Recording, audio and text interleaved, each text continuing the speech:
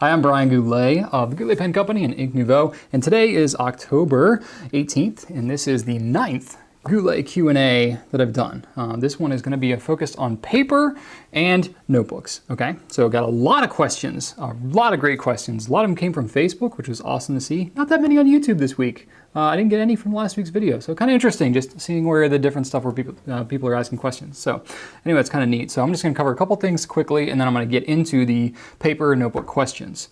So to recap last week's Q&A, I had Rachel in here. We did our first joint Q&A. It's kind of reminiscent of the old Right times. It was really fun. We did it longer. It was fine. We didn't really set a specific time limit. We just kind of riffed and had a good time. And it's a good thing because we only had a few questions, but we were able to drag them out for quite a while. A lot of you liked the dynamic that Rachel and I have together. It's not a shock. You know, we work together every day. We've been doing this business together full time for about 4 years. So it's been a lot of fun, you know, just kind of hanging out with her every day, and we work really well together, and I think it's just obvious the passion and the love that we have for each other and how we operate this business and how special it is that the two of us are able to work together. So it was really fun just to be able to do that.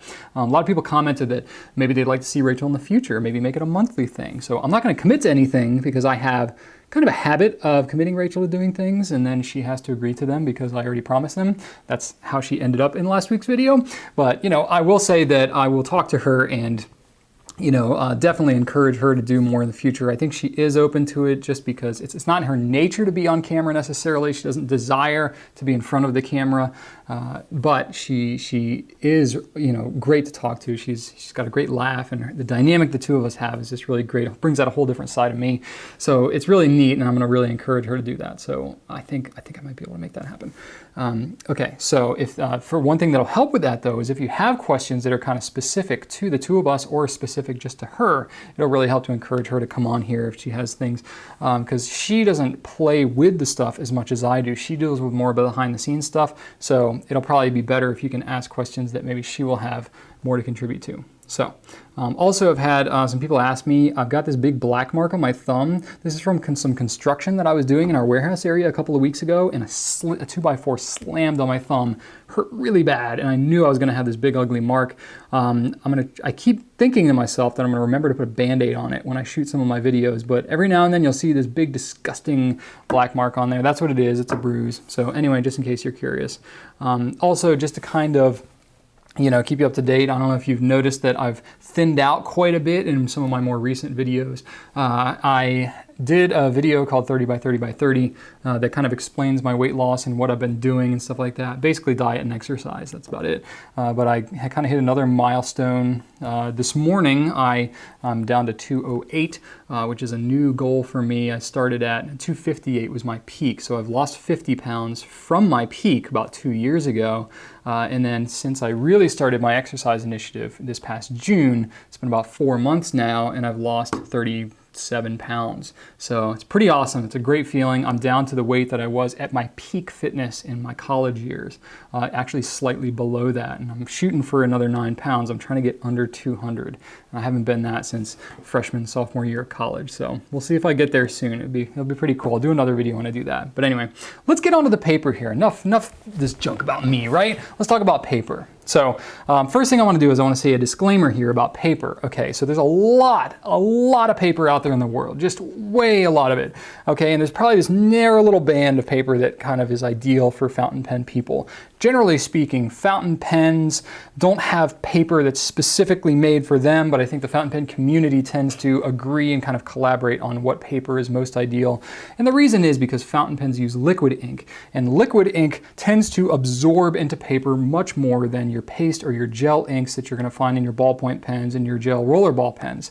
So fountain pens really kind of test the limits of what most papers are able to do. And when you have a fountain pen culture in, you know, Europe or Japan, their paper tends to be a higher quality just because they're using more liquid fountain pen ink. Here in places like the US and other parts of the world where maybe it's not a strong fountain pen culture, you're going to have paper that's probably a lot more absorbent, a lower quality, and it's not going to be great necessarily for most fountain pen inks. So I think what happens is we end up having a lot of conversation and having to really discover which paper is good, because they don't really market paper for fountain pens necessarily. Clairefontaine and Rhodia, I think, are really known for being fountain pen friendly. They come out of France and they're really, kind of promoted with J. Herbin and with kind of fountain pens. But other paper, it's really kind of got to discover it. So what I will say is there's a lot of paper out there that I may not be aware of. I do sell a lot of the brands I'll talk about, not all of them, but a lot of them. I've tested out a lot of different kind of paper. Some I like, some I don't like. I do have a bias because I sell paper that I like. I don't sell paper that I don't like or that I can't get necessarily. So there is an inherent bias that I'm going to have. And so just please, take everything I say with a grain of salt. This is all my opinion based on information that I have. I can't talk about things that I don't know, so I only know what I know. So just this is purely based on my opinion, and if you value it, then great, keep watching the video. If not, then fine, do whatever you want, it's your life. So that said, I have a lot of questions that I got. I'm going to really try to plow through them. I don't know, I may stretch the time limit a little bit just because I have so many good questions that are really fast and digestible for me. And I drank some good coffee and it's kind of like really kicking in right now. So I may be kind of energized in this video, so a little more so than usual. But first question I've got, Andrew M. asked in an email. Desert island, one type of paper, what is it? I like the concise question you have there. So, okay, if I'm on a desert island, I got one paper. Gosh, so many, that's tough, man. That's really tough. There's a lot of paper that I like, a lot of different formats too. But if you're talking specifically, okay, desert island, I'm stranded, whatever, I'm thinking journal. Okay, I don't want, a wire bound or, a top staple bound or something that's going to be meant to be torn out. I want something that's kind of going to be durable. It's going to last. If, I die on the island, somebody will pick it up and see it. And so I'm really thinking journal. Okay, so I've got like kind of three things that come to mind. It's either the Rhodia Web Notebook, the Quo Vadis Habana, or the Midori Traveler's Notebook. Okay, those are the three that come to mind. I like those three. I use all three of them on a regular basis. I kind of use them for different purposes. So the first thing I'll say is I've got the Traveler's Notebook here. I do use it. I carry around with me everywhere. I like the passport size. The regular size, the same width, it's a little bit taller. I would say this one because I do like it, and I use this one probably more than any other notebook that I carry when I'm carrying it around.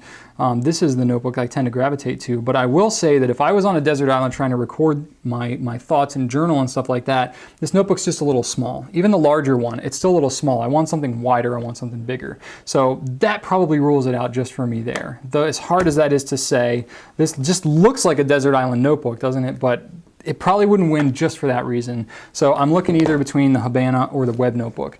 And that's a really tough choice between the two of them. I like the slightly larger size, slightly thinner profile of the Habana, but it's got a 5.5mm ruling. The Rhodia's got a 7mm ruling, which is a little more to my liking. So the Rhodia would probably win out. So I would say if I was on a desert island, I would probably choose the Rhodia Web Notebook. That would be my choice in the larger size, the A5 size. So there you go. Let's see here. That kind of leads into Musicmaven asked on Ink Nouveau. Do you know if Quo Vadis is even thinking about bringing back the white lined paper, even as an option to ivory in the Habana? Okay, so those of you who don't know, probably 3 years ago at this point now, Quo Vadis used to have their Habana in the same size, but with white paper instead of ivory. Okay, and there was an 8mm ruling instead of 5.5. It was a big change that they made. Man, there was kind of a bunch of upset people. I personally was like traumatized because to me, the old Habana with the page size that it is, the number of sheets, the 8mm ruling, the bright white paper, that literally to me was like the perfect notebook. It was my holy grail notebook. It had everything that I wanted in it. And when they changed it, I was honestly just shocked and kind of traumatized. And they changed it. I don't really know why. It was a global decision that they made. They changed it and they never looked back. Apparently they thought that there wasn't enough demand for the bright white paper. So they changed it, and I'm still like not over it personally. And that kind of, for me, was a big disappointment. And I actually switched from my primary journal from the Habana to the Web Notebook for that reason. I like the slightly larger ruling. It's really the ruling for me. I liked the white paper. But the ruling is kind of what did it. 5.5mm ruling is just such a huge change from 8mm. It's just drastic. So the Rhodia, the 7mm is still kind of to my liking. 8 is still like the perfect to me because I've got a little bit bigger handwriting. But anyway, so I was really disappointed. Are they going to bring it back? I doubt it. You know, it's been 3 years now. There was a huge upset at first when they changed it. A lot of people were really displeased. I know that, you know, even people within the distribution chain were not really happy. It was kind of a decision made, you know, by the higher ups, and that's just what they decided to do worldwide, and so be it. So, you know, I was disappointed. I'm still pulling for the white. If they ever bring it back, I will just be so incredibly grateful and happy, but it is what it is. We don't have it, and there we go. So I would love to see it though. That would be awesome. Maybe we can get a grassroots campaign going on one of these days or something. Keri on Ink Nouveau. I'm ready to jump on a plane to visit the Rhodia headquarters and beg for top spiral dot pads in person. Except I could probably buy a few coveted spendy pens for the price of a plane ticket. Yeah. Have you ever heard of anything about production starting on them again? Or do you have any suggestions for an alternative, if not dot grid? Okay, so yeah, Rhodia brought out this top wirebound pad that was about this size. This is a Clairefontaine notebook, but it was about this size, and it had you know, a dot grid on it. And what happened was they brought it out, and it had these really fat dots, and these really fat purple dots, and all the other Rhodia dot pads have these tight little gray dots, and it was a mistake. The ink was wrong. It was basically a misformulation, misbatching, kind of whatever you want to call it. So they pulled them back. They stopped production. They just discontinued them and said, okay, we're going to fix this and we'll bring it back. That was 9 months ago, 10 months ago. It was a long time ago, and I don't know when they're going to bring them back. I've kind of been told, oh yeah, we're working on it. It's going to come back. Man, whatever it is, just I find that, you know, paper manufacturers are really just in another world. Like, they have their own timeline for things, and it seems that they just move a lot slower than everybody else in the world. Whenever there's any change with paper or anything like that, the response times are always long, getting answers back. Changes that are in production, they take forever. You know, it's not just Rhodia, it's really everybody. You know, changes and information just moves so slow in the paper world. So I would love to see them come back. I personally loved them. I was using them myself, and then I just like used them all up and they were gone. So I would be really, really happy for them to come back. So as an alternative though, I don't know, you've got like, you know, Rhodia or the Clairefontaine in the grid. To me, going from dot to grid is just like such a drastic change. It's really tough. Because it just seems like, oh, there's so much ink on the page, you know, from the grid ruling. So I would say, gosh, you know, I don't really know what the best alternative is to go with the dot grid in that same wire bound, unless you just want to, you know, go back to a Rhodia dot in the top staple bound. That's about the only alternative. And then also you asked, you wouldn't have or be able to include in the next Q&A video a side-by-side comparison of the Rhodia and Clairefontaine grid paper, would you? It looks like Clairefontaine's a bit lighter, which is desirable since the Rhodia's lines often feel too heavy or dark, but I haven't been able to find a comparison photo with my Googling this afternoon. Well, Keri, you're in luck, because I'm going to cover that right now. Okay, so the lighting's not ideal, but this is a quick little thing, so I'm not going to sweat it too much. Here's the Rhodia pad, here's the Clairefontaine one. To show you a side-by-side, there's my gross thumb, side-by-side of the two rulings here. The Rhodia is, this one's the Rhodia. The Rhodia is a little bit darker, a little bit tighter rulings there. They're both 5x5 grid, okay, so the size is the same, but the line's a little bit tighter. The Clairefontaine one is a little bit, the line's a little bit fatter, probably about twice as fat as the Rhodia, and it's a little bit lighter, so it's got a little more of a subdued look to it. So hopefully that helps you out, Keri, get you your comparison there. Loren S. on Facebook had the shortest question I've gotten in a Q&A yet. Literally the question was, Tomoe River?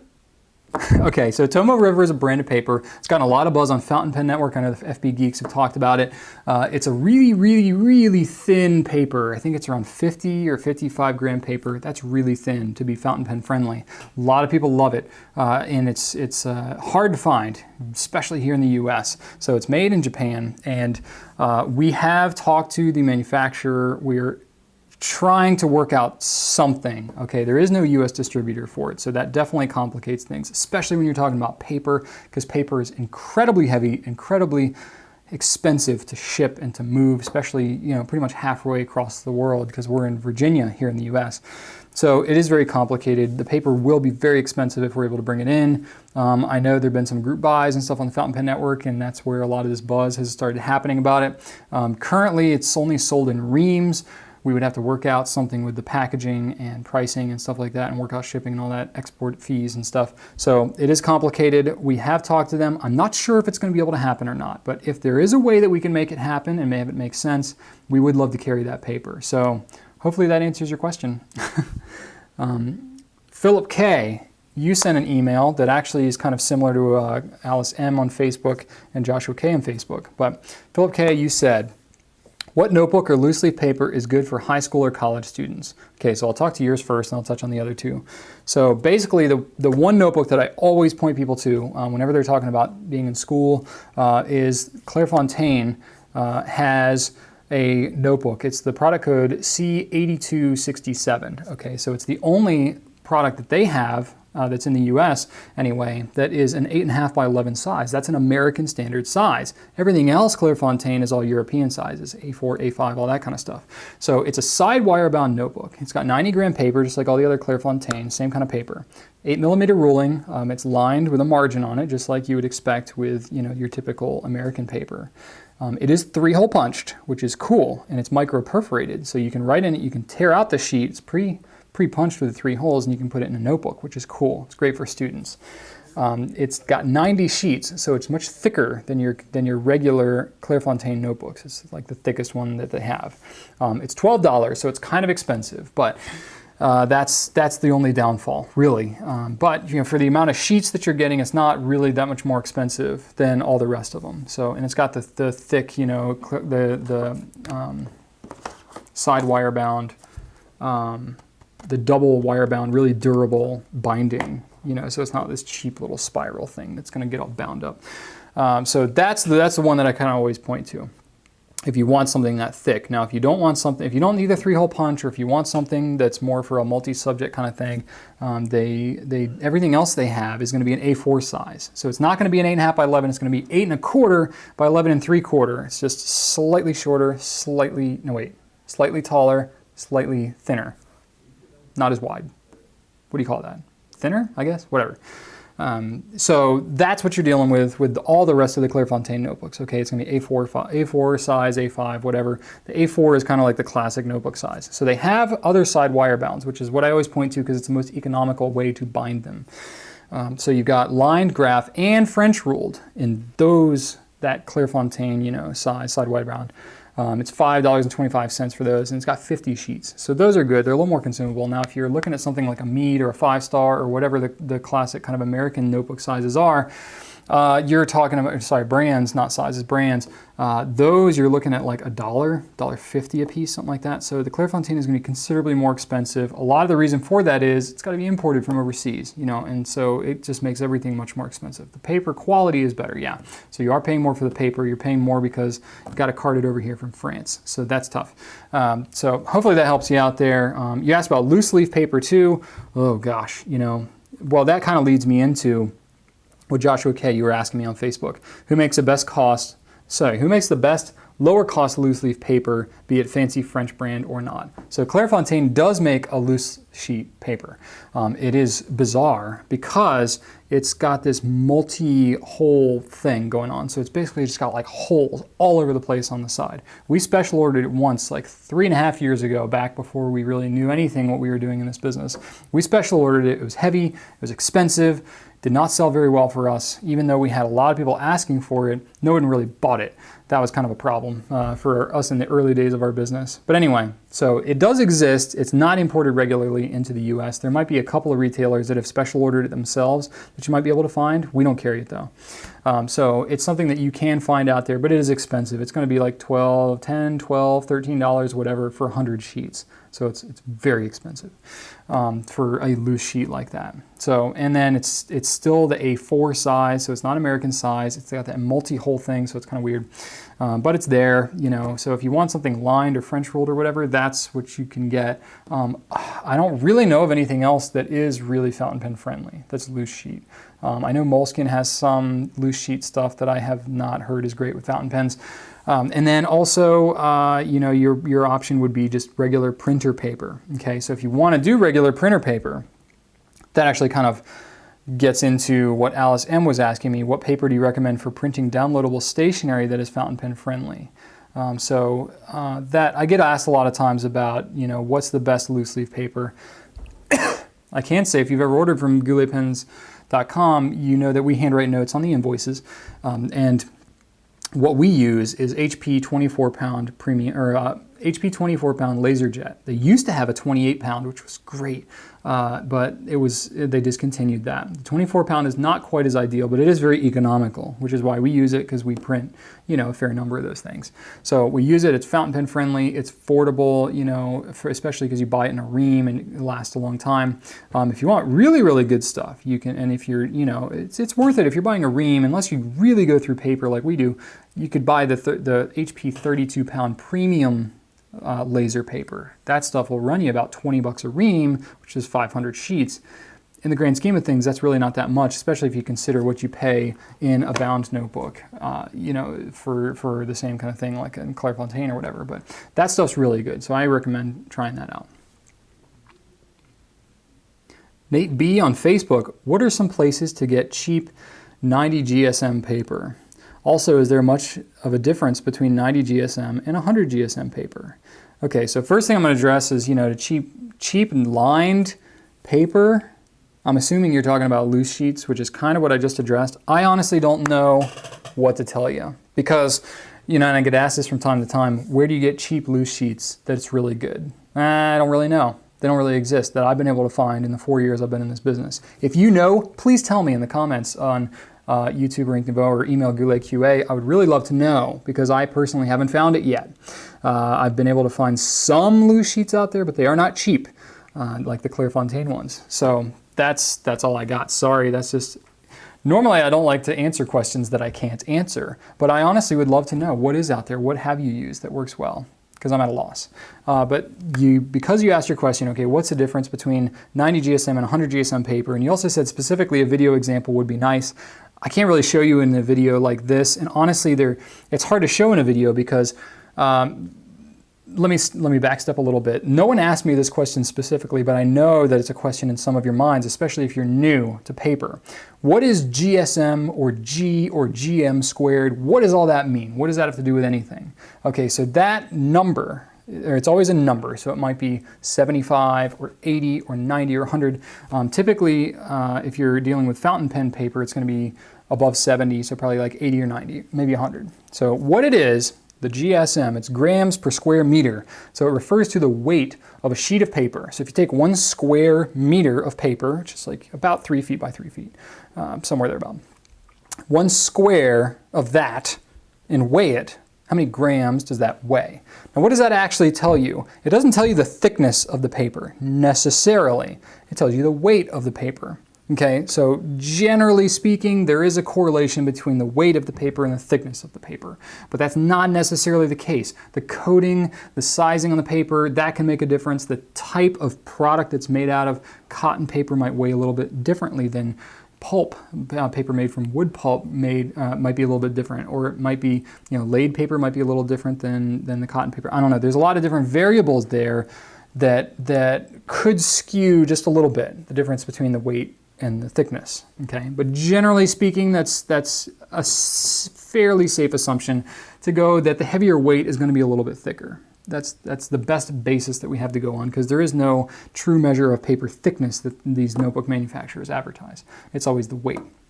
So that said, the difference between 90 and 100 usually is not that much, honestly. It's only a 10% difference in weight. You're probably not going to notice all that much what the difference would be.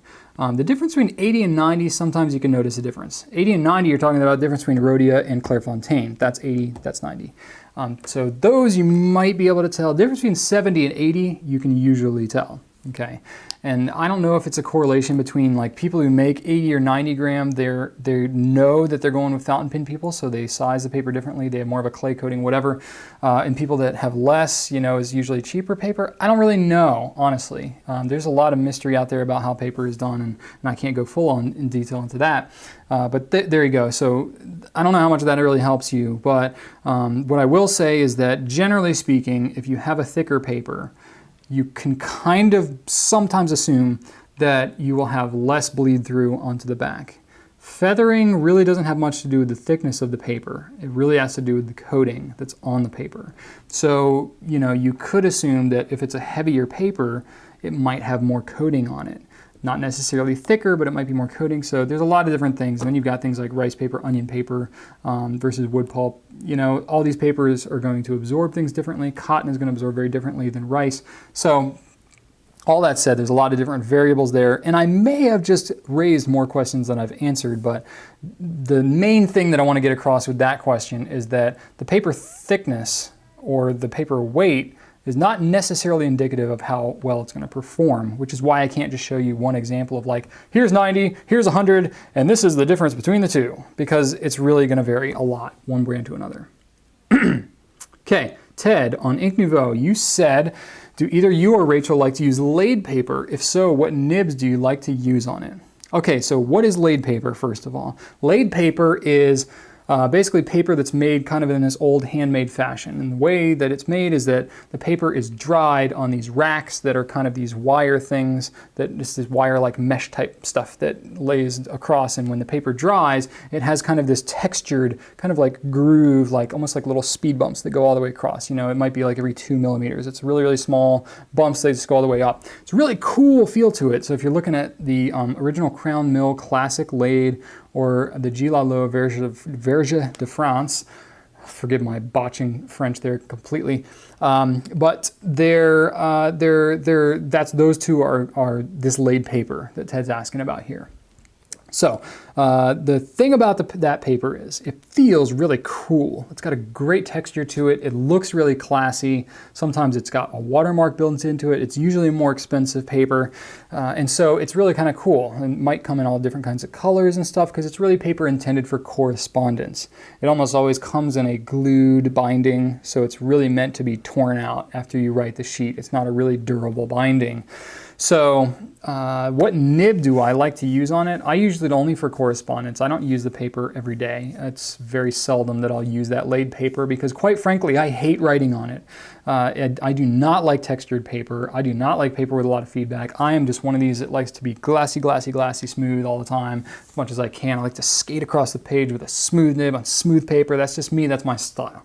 So what I will say is that I do like to use the classic, that laid kind of paper for the benefit of the person that's receiving my letter. So it's kind of a giving of myself for the benefit of whoever my recipient is of the letter that I'm writing. So in that respect, it does kind of change a little bit the tone of how I might write because I'm really thinking more selflessly when I'm using that paper because it's not for my own enjoyment. I'm really thinking about how it's going to be received. And for me, the laid paper almost always is accompanied with a wax seal too because I just feel like, if I'm doing correspondence, I've got this cool kind of old style laid paper, just kind of cries out for a wax seal too. So that wax sealing is a whole other rabbit hole. I won't talk too much about that. But you asked about what nibs I like to use.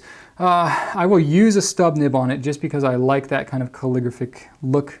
But I will say that I hate writing with a stub on laid paper because it just makes the experience that much bumpier. So sometimes I will never use an extra fine or a fine nib on that stuff. Never, never, never.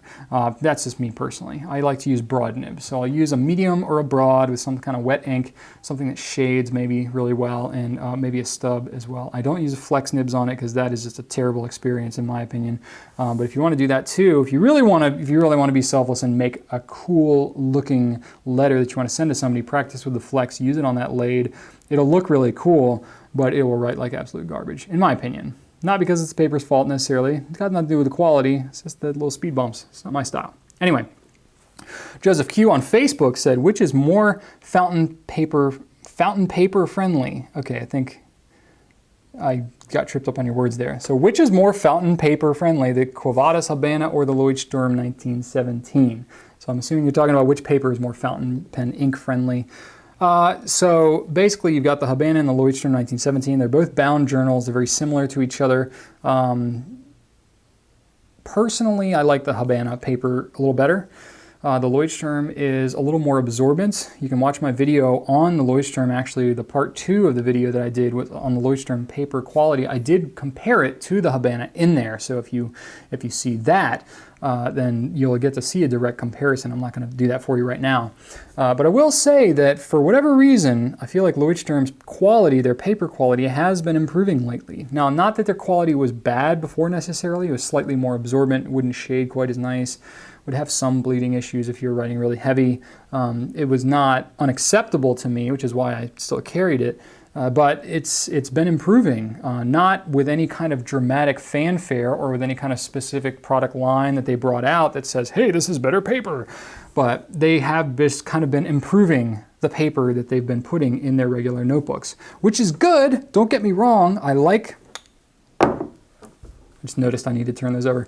I like that the paper is getting better. However, it is really confusing for you and confusing for me as a retailer when there's no indication whatsoever that the paper has improved and it just starts to come up in the notebooks. Eventually it'll transition over, but you'd be amazed at how long sometimes it takes for stuff to work all the way through the distribution chain until it gets into your hands after a change is made from the manufacturer. It might take a year, 2 years, depending on how quickly a retailer is turning stuff over. So, that said, I do kind of wish that they would say some kind of official statement. I've even inquired with them because I've had people ask me and say, hey, I bought notebooks over multiple years and this paper is way different than it used to be. And I've asked them and just honestly haven't gotten an answer. So a little confused about that, but I will say that even if you set your expectation as to what it is in the video that I did when we started carrying Leuchtturm, I've got 2 videos out there about Leuchtturm that kind of, one's the overview, the other one is more of the paper review, the quality. So if you check that out, that is the minimum of what you can expect with Leuchtturm. It might be better, you might get lucky, I don't know. I really can't tell you what it's going to be like because I would have to open up the shrink wrap and then actually ink it up to know how it's going to be. So it's a little frustrating in that respect, but even still, I would say the Habana will win out. Long drawn in answer to that question, Joseph, but okay, Randall P, Facebook. You said 3x5 by 5 by 3.5 by 5.5 inch pocket notebooks that are fountain pen friendly. That was your question. So I would say, yeah, I actually covered a lot of this in one of my more recent videos, the refills that fit a Passport Midori Traveler's Notebook. That was the title. So I kind of covered some of these. So I'll just rattle them off for you right here real quick. Clairefontaine C68596. That's a small lined notebook of that size. Great paper, very ink resistant. If you're on the go though, you got to give it some time to dry. Clairefontaine Life Unplugged Roadbook, that's good. Clairefontaine Life Unplugged Staplebound Duo, also good. Midori Traveler's Notebook in the Passport size, this little guy. Not quite an exact 3.5 by 5.5, it's slightly shorter, but it's right in that size, so I wanted to include that. Rhodia Unlimited is that size. The Rhodia Web Notebook, the small web notebook, is also that size. Banded Apple Peewee is that size. Field Notes is that size. Those two are a little more ink absorbent. And then the Leuchtturm Pocket, which is similar to the web notebook, it's going to be a little more absorbent too. But all of these are acceptable, if not extremely favorable to me as fountain pen friendly notebooks of that size. So there you go. Okay, Dujuan J, forgive me if I totally botched your name, on Facebook. Are you still using your Midori Traveler's Notebook? If not, why? If so, could you update us on how you were using it? Okay, I do use my Midori Passport. I actually, it's probably one of the notebooks that I use more often when I'm on the go. I do use like a top wire-bound Clairefontaine lined one that I use for video ideas and just kind of bullet points before I shoot a video. I'll just kind of cover different topics I want to talk about. I have, some older Rhodia top wire-bound dot pads, the ones I talked about earlier. I have some of those that I use for kind of the same thing. I use a lot of Rhodia number 16 dot pads, just sheets I tear off for just random ideas and things like that. I love Rhodia Premium, the lined ones. I use that for kind of a daily to-do list. I'm a line crosser. I like to cross things off of a list. It makes me feel like I've accomplished things. If I've done something and it wasn't on my list, I'll write it in and then cross it off the list because it makes me feel really good. So that's how I use some of that stuff. What was your original question? Okay. Midori Traveler's Notebook. Man, I'm really getting off topic there. Okay, so the Traveler's Notebook here, I do use it. I keep 3 notebooks in it. And honestly, I've kind of just been doing that. I haven't yet changed any out from when I originally got it, because I don't write a lot in here. I write more just kind of notes and ideas. So I like to have a real variety. So I have one graph one in here. I have one that's lined, and I have one that's blank. So the blank one I don't use very much, but sometimes if I have a random idea, I might just sketch it or doodle it in there. I might just write some kind of random things. The lined one I will use just for I'll kind of have a different idea for each page. If I have short lists or something that I'm making, if I have an idea, or if I'm taking notes on a certain podcast or something, I might use it for that. The graph one, what I've been using is, I've been using that for notes in church. So I'll bring this to church with me. I like this size because I can stick it in the back of my jeans pocket and not, I've got 2 kids. So Rachel and I are both juggling the kids, and our daughter is in like the nursery area at church, and my son is now in the Sunday school. So we're kind of managing and going 2 different places, and then we convene, and then we go into the church, and we've got things for the kids and, all these stuffed animals and stuff that they have to have with them everywhere they go. So, I don't like to carry a lot of things with me, so this is great because I can just stick it in my pocket. I do have the pen loop on it. I can have my pen, and so I have like this nice little package kind of all in here and one little thing. And then when I break it out, it doesn't look real obvious. It doesn't look weird, kind of being there taking notes and stuff like that. So yes, I do use it. That's kind of what I use it for that purpose. Okay, CWS on Facebook said, what's your opinion of the White Lines notebooks? Are they any good for fountain pen writing? So White Lines is a brand that I do not carry.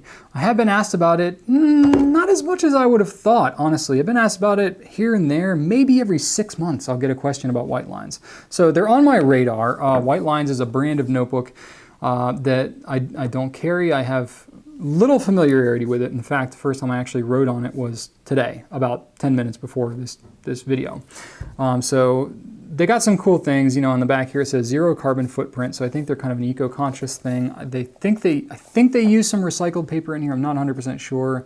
They have a whole thing like actions against climate change, so I think they've got a bit of an activism kind of thing in here, so that's cool. I don't want to knock the brand at all. I haven't really pursued carrying them, and the reason is because some of the feedback that I've gotten has been kind of mixed about how they perform with fountain pens. So I didn't write a lot on it. I just had one pen here, my Lamy 2000 with Lamy turquoise in it.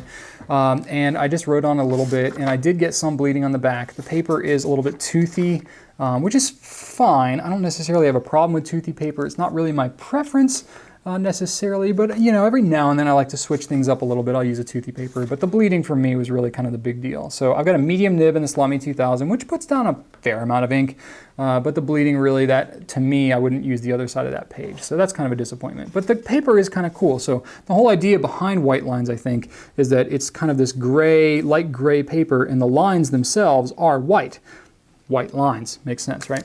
So it's got kind of an orange theme to it. They think they have different colors. I don't know. I picked this up at a competitor's store when I went there one time, and so it's kind of a neat thing. I will say that in general, we've carried white notebooks before, like Lloydstrom had a white notebook, and they don't sell well. Not a lot of people like white notebooks that I've found. Now, probably people would buy White Lines for reasons other than the fact that notebook is just white, but I think generally if there's a choice about the notebook color, white's not a good seller, honestly.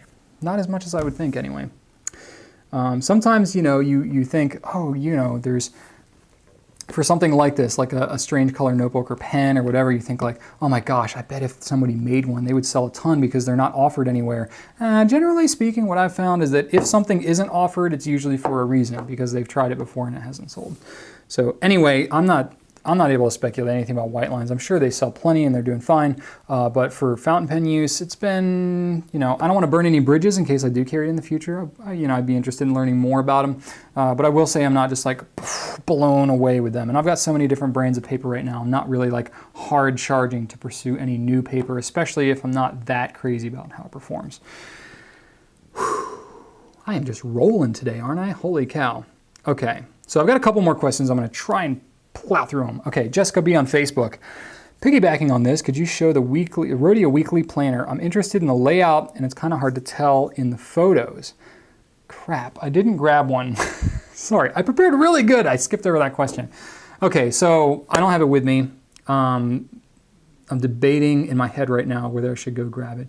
Basically, the Rhodia, I don't know that I'm going to be able to show it to you any better right now. That's why I'm debating. It's like, should I go grab one from the back and show it to you? But the pictures will show you much better than I can show you right now in the video. Essentially, the Rhodia planner, I'm flipping through the notebook and I took those pictures. That's what happened. So you're looking at the first couple pictures and you'll have to blow up the images to really see what's going on with them. So it's got, in the beginning, it's got some stuff like the, actually, why don't I just pull it up on the web? Sorry, I don't know if this is helpful, if I'm just, talking and showing this stuff. I honestly, if I believed that showing you in the video here would be the most helpful. That's what I would do, but I don't really think that that's the case. So I have a whole slew of pictures here. I have like 12 different pictures, maybe even more actually, 13 different pictures. And it's kind of confusing. So if you look at them, I try to take them in order a little bit. That one's a little out of order. Okay, well anyway, you can just look at the thickness of the notebook. So I show you kind of the title page, and then it's got like this, you know, whole page of you know, personal information, stuff like that. It's got like international telephone codes and time zone stuff, and then it's got kind of this annual glance planner kind of thing. So like by the month or whatever that you can look stuff up in the large one anyway. That's the one I'm looking at now.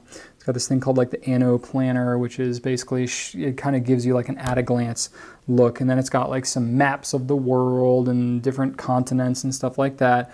It's a couple pages for notes. It's got, you know, towards the back, it's got a what's it called, a dress book kind of thing, where it's got, you know, all the different titles. It's got a pocket folder in the back, and then in the meat of it, in the middle, it's got, you know, just all of your stuff about.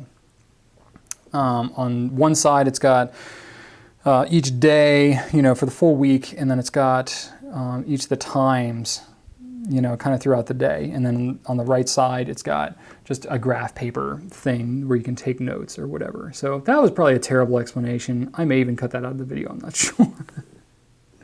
Sorry, you can't win them all, okay? You know what? There you go. But hopefully that helps at all. I don't really know. The pictures honestly explain it about as well as I can.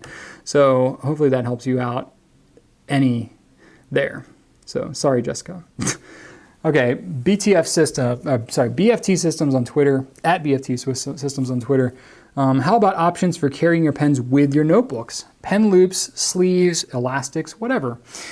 Okay, so yeah, there's a couple different options. So, you know, one thing that you can do, if you've got a wire-bound notebook, you can always, you know, clip your pen. If it's a pen that you don't mind possibly getting dinged up a little bit, you can just clip it to your wire-bound. You know, some pens will handle that better than others, and you definitely won't want to do that with all your pens, but that is an option. You can also, if you have a bound journal, so I'm going to grab, you know, something like this here. This is a moleskin, actually. And so I'm going to just kind of take that, and you can clip it to there. Now it's going to be kind of not ideal. It's going to flop around a little bit, but if you want to just keep the pen with the notebook, that is an option for you too, just kind of clipping it to the elastic band. You can also look into pen loops, okay? So there's a couple different pen loops that I am aware of. One of them is the Midori one, which is a leather pen loop. It comes in two different sizes. The small one is really small. The small one is really just made for the clip of your pen. The larger one, it really doesn't stretch at all. If you find the right type of pen, it'll just kind of fit in there like that. And then this part just clips onto whatever your notebook is. And I've really found that, you know, it needs to be like a bound journal. It needs to have some thickness, some girth, some chunkiness to the cover to be able to clip this thing to it. Leuchtturm has one that is adhesive. It's a cloth one. It's not nearly as nice or as pretty as this one, but it comes in different colors and it's kind of fun. But that one actually adheres to whatever notebook. So that one's a little more versatile. You can stick it wherever you want. It's elastic, so you can put different types of pens in there. It's a little more flexible that way. And then there's another thing that I've heard about. You know, there are probably other types of systems out there. If you have any that you like, I'd love to hear them. But I've heard of something called Quiver. It just like fits onto a Rhodia web notebook or a Habana, like something around that size. It's this whole leather thing that kind of wraps around it, and then it's got a sleeve that the pen kind of fits into. I've been asked before about if I was going to carry them. I did talk to them like a couple of years ago. They weren't quite ready for production, and the terms and behind the scenes kind of stuff wasn't quite worked out. I may reach out to them again and again in the future, especially if if you express a lot of interest in it, I'll pursue it. Okay. At Silverbreeze on Twitter said, out of the fountain pen friendly notebooks, which lays the flattest? Okay, so this is an important thing for you notebook folk. How flat does something lay? What does that mean? So basically, does something lay flat? Well, it's pretty simple. When you open it up, do you get this big bulging hump that comes out that you have to kind of write over and all that, and you have to kind of like hold it down and press it and write with it and stuff like that? Or when you open it up, especially in the middle, does it just kind of like lay really nice and flat and open up like that? A lot of that depends on the binding. A lot of times you'll see notebooks that are a certain thickness. And the reason they don't make notebooks super thick is because the thicker it is, the more bulge you're going to have in the middle, and the flatter it won't lay. Does that make sense? You know, I've got another notebook here like a black and red. This one's got a pretty stiff binding and it doesn't bend a lot. So this one has much more of a bulge. I have to really kind of break it in, but naturally it wants to not lay as flat. Okay, nothing against that brand, actually, for the price, some decent paper, but it's just really not made to the same binding design as something like the Quo Vadis Habana. I've got a moleskin here, and here's a white lines as well. Let's see how that does. So the white lines has got a pretty stiff binding as well. So if you've got a notebook with a stiff binding, yeah, see, there's a perfect example of what I'm talking about. Can you see that? It really just kind of bunches up. So this one does not lay super flat, which again is kind of like a reason I'm not super crazy about this notebook. But anyway, so that's the kind of the bulge I'm talking about. And even if you hold it down, you're still gonna have a hump to write over. And the big reason that it does that is because the binding here in the middle does not bend. If you look at the Habana, I don't know how much you can see there, but the Habana really like breaks at the binding and allows it to open up completely like that. Same thing goes for the Rhodia web notebook. You know, that's another one. The Rhodia web notebook did not used to lay very flat. It used to have that kind of stiff back binding that would have that big hump, but they changed that a couple of years ago and made it so it laid really flat. Really good call, Rhodia. I've been in love with that ever since you did it. And moleskin too, not a fan of moleskins. I pretty much hate their notebooks as far as paper quality and stuff. But it does lay really flat. That's one reason that people really love these notebooks. So that one's pretty good. I really don't like it for fountain pens, but it does lay really flat. For my dollar though, I like the Habana.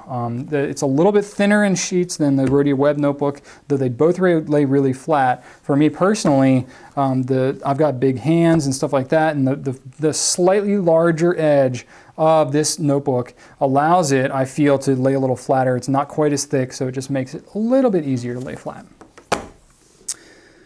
Okay, and then last question here. Sam on Ink Nouveau, have you considered selling black and red notebooks? That's why I pulled this out. I find them good for writing with a fountain pen. You know, they're not perfect, but I find them to be pretty acceptable. I tested one out. I got this a couple years ago. I picked it up from Office Max. It's pretty good, no bleeding or anything like that. It's got 8mm ruling. You know, I kind of dig it, and I think this one was like $8. Now it's really stiff and it doesn't feel the greatest to me. The paper is pretty smooth. I would say if you're on a budget, go ahead, pick some of those up. It's really not a bad deal. I don't carry them mainly because you can get them at Walmart, you can get them at Office Max, you can get them, I think, at Staples, I'm not sure. You can get them a lot of different places. It's really accessible, pretty affordable. For me, I sell online, I ship things, so you gotta pay for shipping. So for me, I'm not sure that I could really compete with the Walmarts and the Office Maxes of the world with something that's so ubiquitously available. So that said, I'm not opposed at all to black and red, and you know, in the future it may be something I pursue. I've had, you know, again, it's kind of like the white lines. It's like every 6 months I'll get somebody that asks me, why don't you carry black and red?